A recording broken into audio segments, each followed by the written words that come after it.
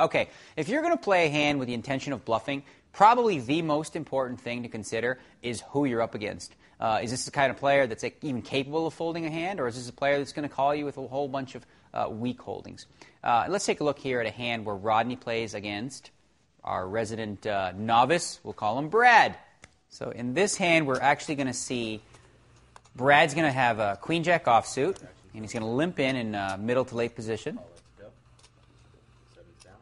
And then behind him, we're going to have Rodney also with a 6-8 offsuit who's going to limp as well. If I call this hand, it's only out of position. Okay, so Rodney's thinking about just playing the 6-8 in position.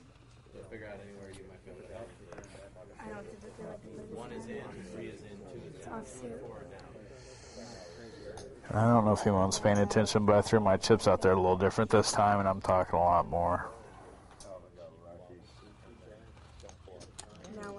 Well, I'm not sure what Rodney's trying to get across there with the fact that he's talking a little more, throwing his chips in differently, whether that he's trying to represent something strong or not. But it was pretty much lost on me. I remember that. Flop like that is one that's very likely to connect on the limper. So the two players who limped in the pot likely have some of that. So I'm not going to bother bluffing at it. I'm just going to check. 9-10 coordinated hand. Even if somebody doesn't have you beat, they may call you with a hand like Jack King, or in Brad's case, maybe Queen 8. I'm calling this with the intent of stealing later. We've got an $8 pot here with two limpers. And once again, Brad's decided to bet $15. Okay. Oh, if you've seen any of these clips before, you should know one thing. We don't do that.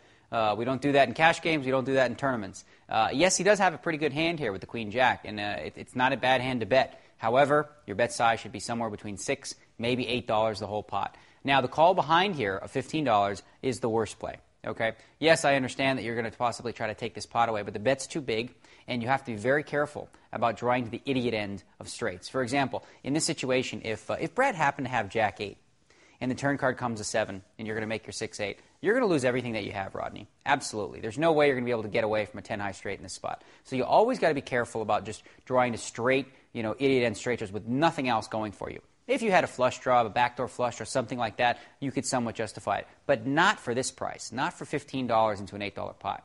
You got to let these kind of players who do that, if you actually start calling these size bets, then you're actually making their plays correct.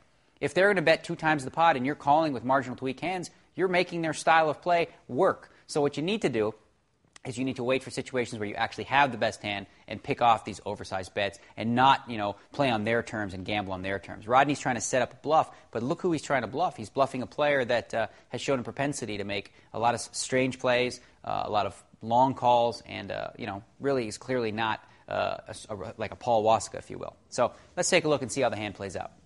I really do believe, unless he's a super donkey or fought the super strong hand, I think I can take the spot away from him. Well, but what we've seen from Brad is that he may be on that status of super donkey. He has made some donkalicious plays. Okay, we got a check.